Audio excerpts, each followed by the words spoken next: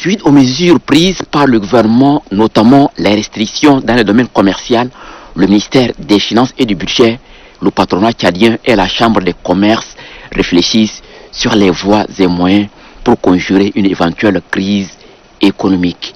Les différentes parties ont scruté l'environnement économique et financier ainsi que les perspectives à l'aune de la pandémie de Covid-19. Il faut qu'avec l'arrivée de cette maladie, qu'on puisse également vivre au quotidien. Et donc l'État a eu à faire des mesures drastiques et que nous saluons. Nous, en tant que fêtières du secteur privé, nous allons étudier les secteurs un à un, faire des propositions techniques pour qu'on puisse arriver à satisfaire nos concitoyens en ce qui concerne les différents services que nous leur rendons. Ici, la question n'est pas de favoriser le commerçant ou pas. C'est une question où il faut que le concitoyen puisse avoir la denrée qui le concerne.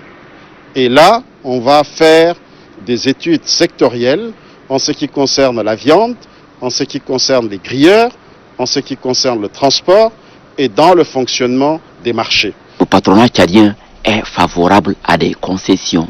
Le président a fait une déclaration à la nation et je crois que par rapport à ça, on veut éviter qu'il y ait vraiment le minimum possible de cas au Tchad.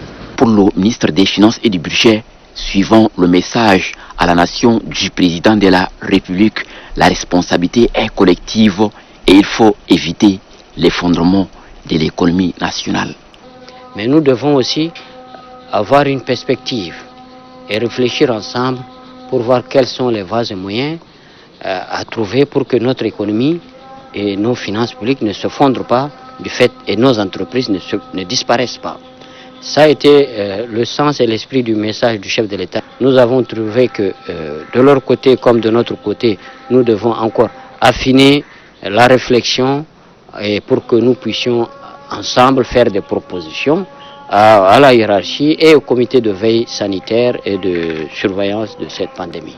Les différentes parties ont chacune affiché leur volonté de mutualiser les efforts pour ne pas impacter les conditions de vie de la population tchadienne dans son ensemble.